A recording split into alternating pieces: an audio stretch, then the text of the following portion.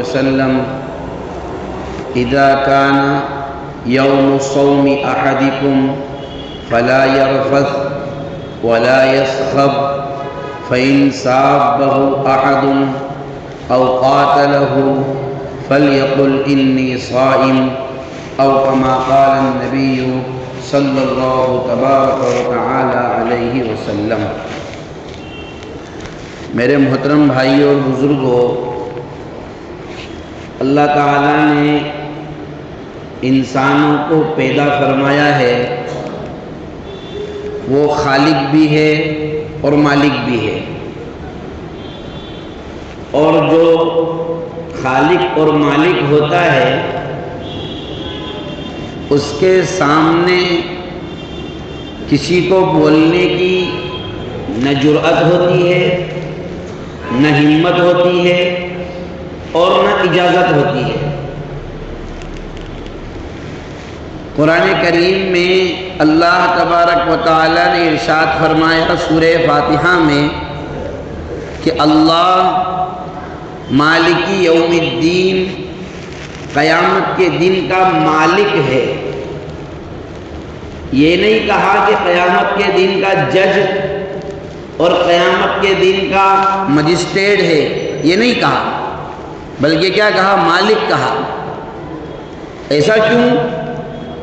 اس لیے کہ مجسٹریٹ جو ہوگا اور جج جو ہوتا ہے، فیصل جو ہوتا ہے، وہ پابند ہوتا ہے گواہوں کا، ثبوتوں کا، دلیلوں کا، اور جس کی دلیل زیادہ مضبوط آ جاتی ہے اس کے حق میں فیصلہ وہ دے دیتا ہے۔ لیکن مالک نہ دلیل کا محتاج ہوتا ہے، نہ گواہوں کا محتاج ہوتا ہے، نہ ثبوتوں کا محتاج ہوتا ہے۔ تو اللہ تبارک و تعالی جب کسی بھی چیز کا محتاج نہیں ہے اور اس نے ہم کو پیدا فرمایا، اور پیدا فرمانے کے بعد زندگی کا طریقہ بھی اسی نے بتلایا، اب جو چیزیں اس نے حلال کر دی، ہم کو یہ سوال کرنے کا حق نہیں ہے کہ ان کو حرام کیوں نہیں کہا، اور جو حرام کر دی ہم کو یہ پوچھنے کا اختیار نہیں ہے کہ ان کو حلال کیوں نہیں کہا۔ کوئی اختیار نہیں ہے، کیونکہ ہم تو مملوک ہیں۔ جس طریقے سے ہماری دکان پہ نوکری کرنے والا ملازم ہمارا غلام، ہمارا خادم، اور ہمارے یہاں جو آدمی نوکری کرتا ہے، ہم اس کو یہ کہہ کر خاموش کر دیتے ہیں کہ تو چپ رہے، تیرے سمجھ میں نہیں آئے گا، تیرے سے جتنا کہا نا اتنا کر، بس تو زیادہ مت بولا کر، کہتے ہی نہیں؟ کیوں؟ تو زیادہ آگے بڑھ رہا ہے، ہم سے زیادہ آگے جا رہا ہے، زیادہ شانہ بن رہا ہے۔ کیوں؟ اس لیے کہ جو مالک ہے وہ جانتا ہے کہ میں جو کر رہا ہوں وہ صحیح ہے۔ اب اللہ تبارک و تعالیٰ نے اگر ہمیں احکام دے دیے، نمازیں دے دی، روزے دے دیے، زکوٰۃ دے دی، ہمارا کام یہ ہے کہ چپ چاپ بغیر کسی دلیل کے سوال کیے ہوئے، بغیر اس میں اندر جھانکے ہوئے اس میں کیا حکمت ہے، کیا مصلحت ہے، ہمارا کام تو یہ ہے کہ بس چپ چاپ اس پر عمل کرتے رہیں۔ ہاں، اس کے باوجود بھی اللہ تبارک و تعالیٰ کے جو احکام اور اللہ نے جو چیزیں بندوں پر فرض فرمائی، ان میں حضرات محدثین نے، حضرات صحابہ نے، مفسرین نے، مؤرخین نے بہت ساری حکمتیں جو حقیقت میں اللہ تبارک و تعالیٰ کی شان ربوبیت کو اور کھل کر بندوں کے سامنے واضح کرتی ہے۔ اس وجہ سے بہت سارے مسائل اور بہت سارے احکام میں حکمتیں بھی تلاش کی جاتی ہیں، اور ان کو اس لیے نکالا جاتا ہے کہ اس کے ذریعے سے اللہ تبارک و تعالیٰ کا اور قرب حاصل کیا جائے۔ روزہ اللہ نے فرض فرمایا، اور ایک جملے میں سارا کے سارا مضمون بیان کر دیا، لعلکم تتقون، کہ تم سدھر جاؤ بس۔ روزہ کس لیے دیا گیا؟ تاکہ تمہارے اندر تقویٰ پیدا ہو جائے۔ اب تقویٰ کا ترجمہ ہماری زبان میں، ہماری اصطلاح میں کریں گے کہ تم سدھر جاؤ بس، تم لائن پہ آ جاؤ۔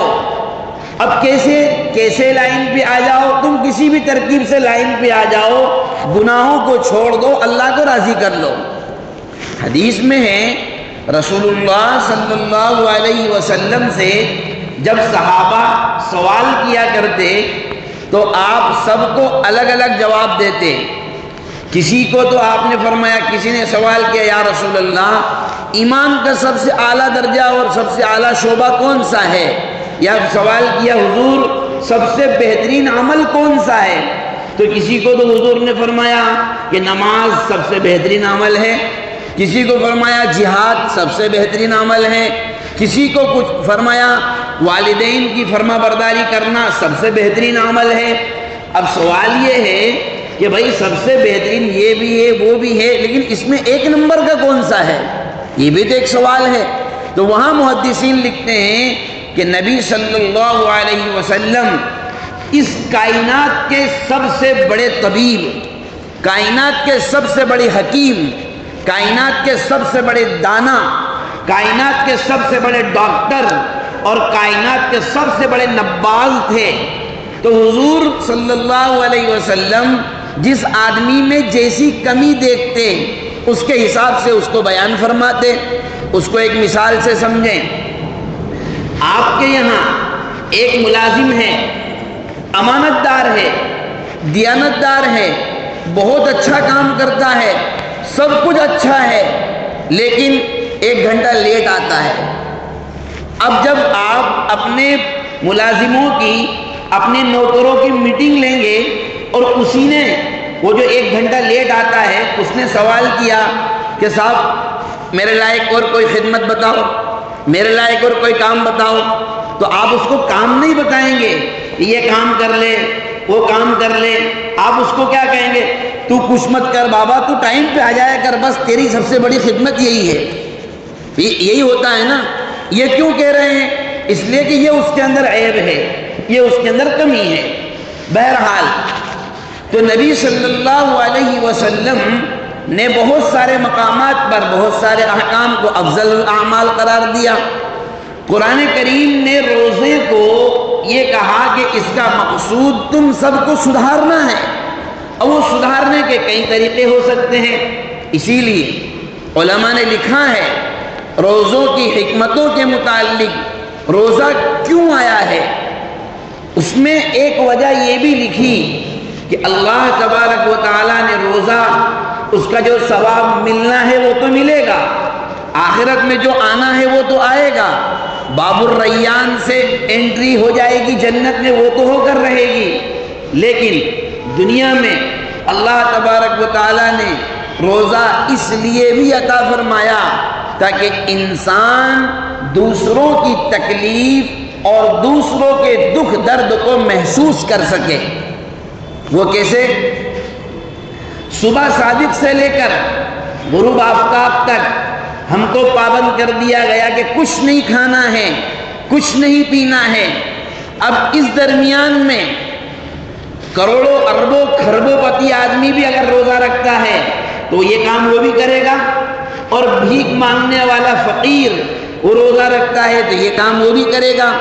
اللہ تبارک و تعالیٰ نے دونوں کو ایک صف میں لا کر کے کھڑا کر کے یہ اشارہ فرمایا کہ دیکھو، بھوکا رہنا، فاقہ کرنا اور بھوکے رات کو گزارنا، دن بھر بہت سارے لوگوں کو تم دیکھتے ہو کہ 1 روپیہ 8 آنا اور 2 روپیے 5 روپیے، 1 روٹی آدھی روٹی لوگوں سے در در بھیک مانگتے مانگتے پھرتے ہیں، پھر کوئی دیتا ہے کوئی نہیں دیتا ہے، اور جو دیتے ہیں وہ بڑی ذلت کے ساتھ دیتے ہیں، عزت کے ساتھ کوئی نہیں دیتا۔ اللہ تبارک و تعالیٰ نے روزے فرض کر کے یہ احساس دلایا کہ تصور کرو، تھوڑی دیر کے لیے تصور کرو کہ اگر جو لوگ ہمیشہ صبح شام کھاتے پیتے رہتے ہیں، جن کے اولادیں، جن کے بچے ہمیشہ شکم سیر رہتے ہیں، جن کے گھروں میں ہمیشہ مرغ و مسلم ہوتے ہیں، بھوک کا، فقر کا، غربت کا، افلاس کا، تنگدستی کا انہیں احساس نہیں ہوتا۔ اللہ نے ایک مہینے مسلسل سارے مسلمانوں کو کہا کہ کوئی نہیں کھائے گا، سارے کے سارے صبح صادق سے لے کر غروب آفتاب تک پورے دن سب کے سب بھوکے رہیں گے، نہ کوئی پانی پیے گا، نہ کوئی روٹی کھائے گا، نہ کوئی آدھی روٹی کھائے گا، نہ کوئی چائے پیے گا، نہ کوئی پاؤچ کھائے گا، نہ کوئی گٹکا کھائے گا۔ کیوں؟ تاکہ احساس ہو سکے کہ بھوکا رہنا اور غربت کیا ہوتی ہے۔ اگر یہ احساس ہوگا تو ان سے ہمدردی پیدا ہوگی۔ حضرات صحابہ رضوان اللہ تعالی علیہم اجمعین باوجود اس کے کہ وہ افلاس اور تنگدستی کا شکار تھے، ان کے پاس کچھ نہیں ہوتا تھا، لیکن اس کے باوجود بھی رمضان کے مہینے میں یا روزوں کی حالت میں اگر کوئی ان سے سوال کرتا، جو ہوتا وہ دے دیتے۔ امی جان حضرت عائشہ رضی اللہ تعالی عنہ کی روایت ہے کہ ایک مرتبہ روزے کی حالت میں ایک روٹی، صرف ایک روٹی، اور وہ کہیں کے لیے ہے کہ افطار کے وقت میں اس کو کھا لیں گے، صرف اس لیے رکھی کہ افطار کے وقت میں اس کو کھائیں گے، لیکن عین وقت پر کوئی سائل آ گیا، کسی نے سوال کر لیا، وہ روٹی اٹھا کر ایسی کی ایسی اس کو دے دی۔ عبداللہ ابن زبیر رضی اللہ تعالی عنہ فرماتے ہیں کہ ایک مرتبہ میں نے حضرت عائشہ کے خدمت میں 1,00,000 درہم پیش کیے، 1,00,000 درہم غریبوں میں بانٹنے کے لیے۔ صبح میں دیے، شام ہونے سے پہلے پورے دراہم انہوں نے تقسیم کر دیے، 1 درہم بھی اپنے لیے بچا کر کے نہیں رکھا۔ تو ایسا نہیں ہے کہ حضرات صحابہ غربت اور افلاس کا شکار تھے، اس کے باوجود بھی وہ سخی اور فیاضی میں سب سے آگے تھے، اس کے باوجود بھی وہ غمخواری کرنے میں، لوگوں کے دکھ درد اور لوگوں کی مصیبتوں کو سمجھنے میں سب سے آگے تھے۔ دوسرے نمبر پر روزے کے ذریعے سے تواضع، عاجزی، انکساری پیدا ہوتی ہے۔ یہ میں کیا ہوں، میں کچھ ہوں، گھمنڈ اور تکبر، اور ہم بھی ایک ویلیو رکھتے ہیں، ہماری بھی ایک پوزیشن ہے، یہ جو ہمارے اندر بھرا ہوا ہے، اللہ تبارک و تعالیٰ اس کو ختم فرماتے ہیں۔ کیسے؟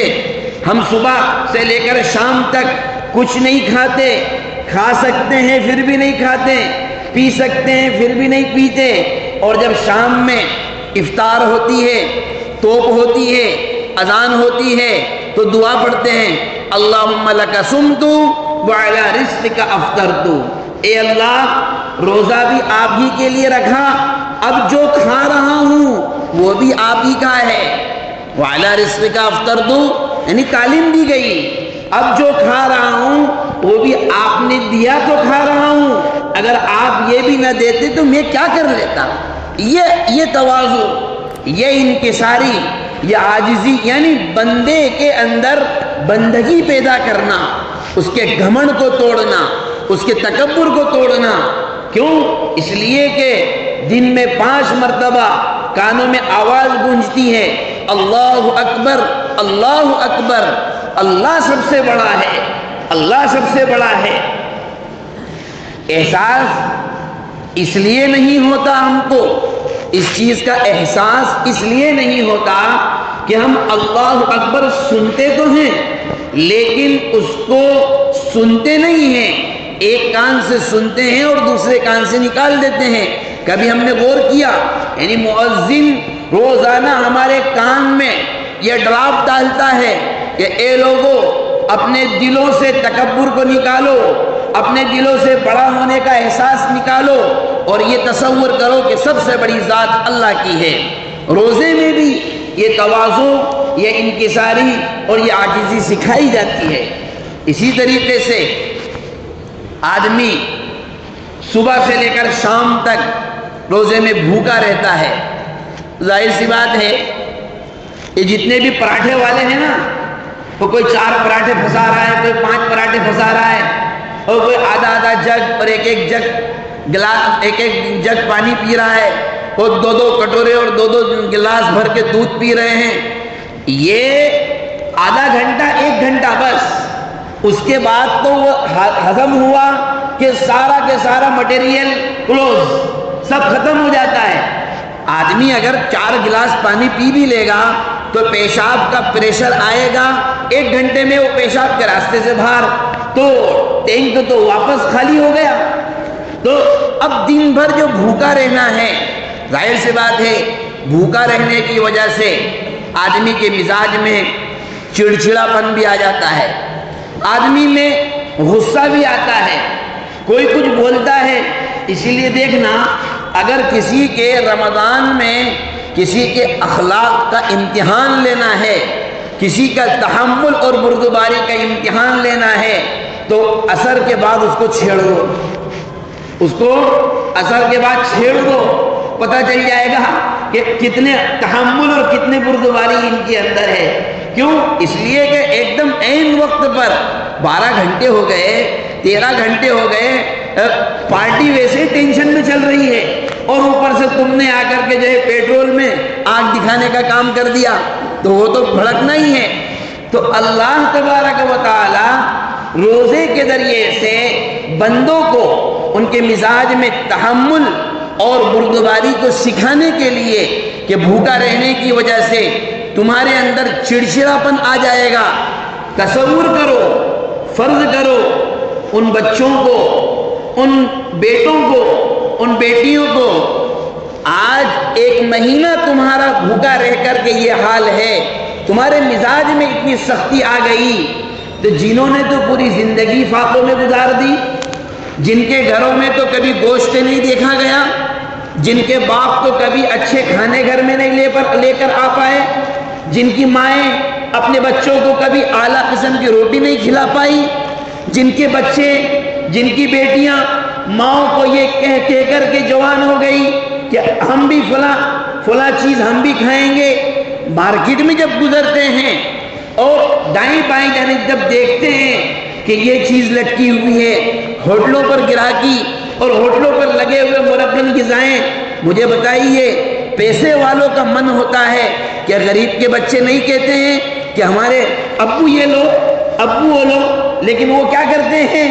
بیٹا اپن کل کھائیں گے، کیا کہتے ہیں؟ بیٹا یہ آپ کو نقصان دے گی، جیسا تیسا کر کے وہ اپنے بچوں کو بہلا دیتے ہیں، پھسلا دیتے ہیں۔ اللہ تبارک و تعالی 1 ماہ بھوکا رکھ کر کے ہمارے مزاجوں میں یہ تحمل، یہ بردباری، یہ ایک دوسرے کو برداشت کرنے کی طاقت ہمیں سکھاتا ہے۔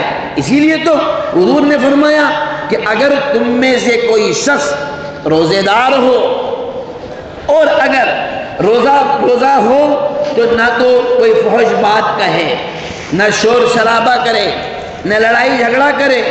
اگر تم میں سے کوئی کسی سے لڑائی جھگڑا کرے تو اس سے کہہ دے کہ بھائی میں تو نہیں لڑتا ہوں، میرا تو روزہ ہے، دیکھو میرا روزہ ہے، ابھی میں کچھ نہیں بول سکتا ہوں۔ تو یہ تحمل اور بردباری اور مزاج کے اندر نرماج، مزاج کے اندر نرمی کا ہونا، اس چیز کو سکھانے کے لیے اللہ تبارک و تعالیٰ نے روزوں کے تو فرض فرمایا۔ اور آخر میں اللہ نے کیا فرمایا؟ لعلکم تتقون، تمہارے اندر ہم تقوی پیدا کرنا چاہتے ہیں۔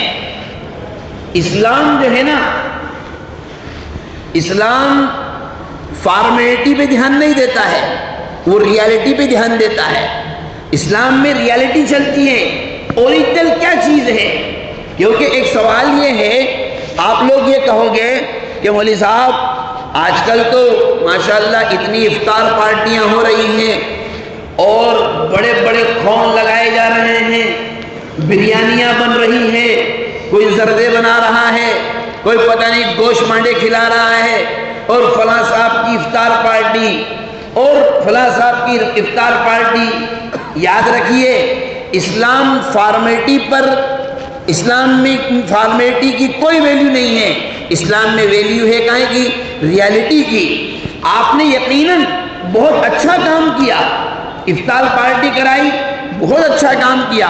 آپ نے 50,000 روپئے، 1 لاکھ روپے خرچ کرے، آپ کی فوٹو بھی آئی، لوگوں نے واہوائی بھی دی، واٹس ایپ پر اور فیس بک پر اور ٹویٹر پر پتہ نہیں کتنے لائک آپ کو ملے، ہزاروں آپ کے فالوورز بھی ہو گئے اور پورے شہر میں آپ کا چرچا بھی ہوا، لیکن سوال یہ ہے جن لوگوں کو آپ نے کھلایا وہ تو آلریڈی پہلے سے ہی اپنے گھر کے کھاتے پیتے گھر کے لوگ تھے، آپ نے تو بلایا ہی ان کو ہے جو آپ کو آپ کی جھوٹی تعریف کرے، آپ نے تو بلایا ہی ان کو ہے جو آپ کے ساتھ سیلفی لے، آپ نے تو بلایا ہی ان کو ہے جو آپ کے ساتھ آپ کے خون کی آپ کی بریانی کی فوٹو اپنے دوستوں میں شیئر کرے۔ کبھی آپ ان کو بھی تو بلا کر دیکھتے جنہوں نے ایسی بریانیاں دیکھی بھی نہیں، کبھی آپ ان کے دروازوں پر بھی تو نظر کرتے کہ جن کے یہاں روزہ افطار کرنے کے لیے اگر روٹی ہے تو سالن نہیں ہے، اگر سالن ہے تو روٹی نہیں ہے، اگر جو ہے سبزی ہے تو باسی روٹی سے وہ لوگ افطار کر رہے ہیں، کبھی آپ اس کو بھی تو دیکھتے۔ اسی لیے تو فرمایا لعلکم تتقون، اپنے اندر تحمل، بردباری، تواضع، عاجزی، انکساری، لوگوں کے ساتھ خیر خواہی، لوگوں کے ساتھ ہمدردی، یہ سب تقویٰ کے مفہوم ہے۔ تقویٰ صرف نماز روزوں کا نام نہیں ہے، نماز روزہ تقویٰ کا ایک جز ہے، عبادت تقویٰ کا ایک حصہ ہے، اس سے انکار نہیں کیا جا سکتا۔ تہجد پڑھنا تقویٰ کا ایک حصہ ہے، اس سے انکار نہیں۔ فرض نماز تقویٰ کا ایک حصہ ہے، اس سے انکار نہیں، لیکن اس کے ساتھ ساتھ میں جس معاشرے میں ہم رہ رہے ہیں یہی وجہ ہے کہ انسان میں 4 قسم کی صفات عام طور پر ہوتی ہے۔ ایک حیوانوں والی صفت، نمبر 2 درندوں والی صفت، نمبر 3 فرشتوں والی صفت، اور ایک صفت ہے شیطانوں والی صفت۔ یہ 4 صفت انسانوں کے اندر ہوتی ہے۔ اللہ تبارک و تعالیٰ نے لعلکم تتقون کے ذریعے سے یہ فرمایا کہ تمہیں حیوانوں والی صفت سے، درندوں والی صفت سے اور شیطانوں والی صفت سے، ان تمام صفات سے نکال کر کے لعلکم تتقون فرشتوں والی صفت پر لا کر کے کھڑا کرنا ہے۔ حیوانوں والی صفت کیا ہے؟ انسان جس کے جو سمجھ میں آ رہا ہے، جیسے کھا رہا ہے، پی رہا ہے، جہاں مل گیا وہاں کھا لیا، جو مل گیا وہ کھا لیا، کوئی تہذیب نہیں، کوئی ثقافت نہیں، کوئی تمدن نہیں، یہ صفات حیوانوں والی ہے۔ یہ جانوروں کا کام ہے کہ وہ اس کو جہاں جو مل گیا وہ کھا لیا۔ اسی طریقے سے انسان کے اندر جذبات کے، انتقام کے جذبات، بدلے کی بھاونائیں، لوگوں کو کسی نے مجھے کچھ کہا، کیوں کہا، دیکھ لیتا ہوں، ارے میری عزت کچرے میں ملا دی، ہماری بھی کوئی ویلیو ہے کہ نہیں، ارے ہمارا بھی کوئی کچھ ہے کہ نہیں، یہ جو انتقام کے جذبات ہیں یہ درندوں والی صفت ہیں۔ یہ کام درندوں کا ہے کہ اگر ان کو چھیڑو گے تو وہ آپ کو چھوڑے بغیر نہیں رہیں گے۔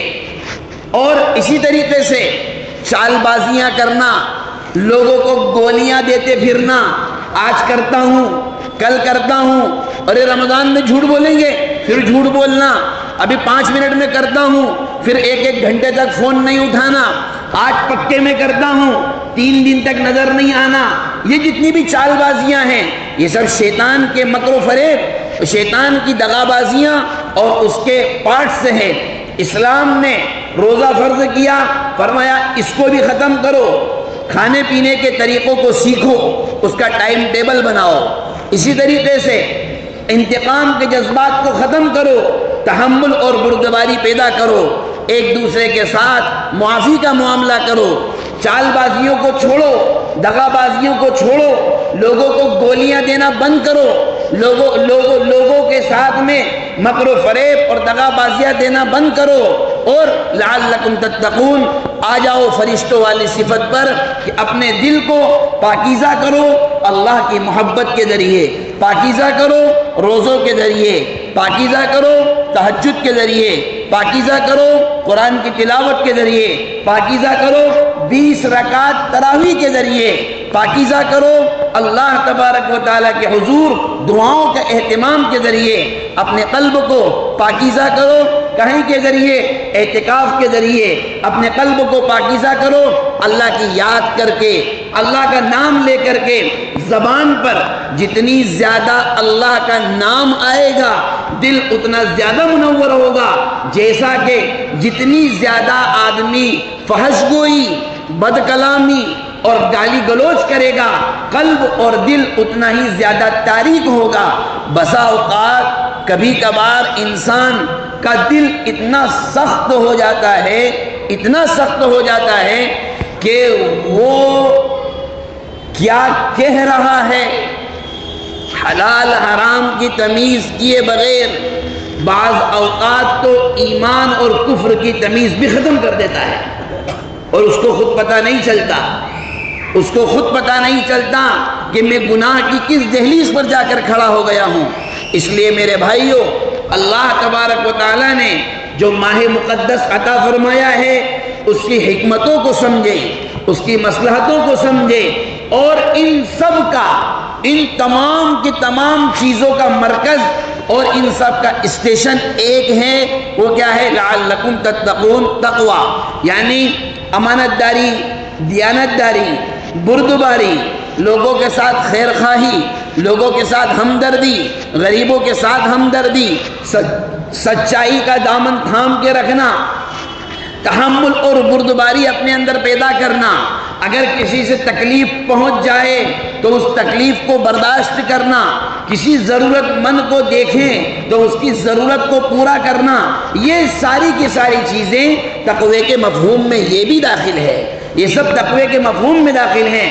اللہ تبارک و تعالی ہم سب کو کہنے سننے سے زیادہ عمل کی توفیق عطا فرمائے، اللہ ہم سب کی اصلاح فرمائے، اس ماہ مبارک کی قدردانی کی توفیق نصیب فرمائے، اللہ ہم سب کے روزوں کو اپنی شائن شان قبول فرمائیں، ہماری تراویح کو قبول فرمائیں، قرآن کریم کی تلاوت کا اہتمام کثرت سے کرنے کی توفیق عطا فرمائے، وما توفیق الا باللہ، وآخر دعوانا الحمد للہ رب العالمین۔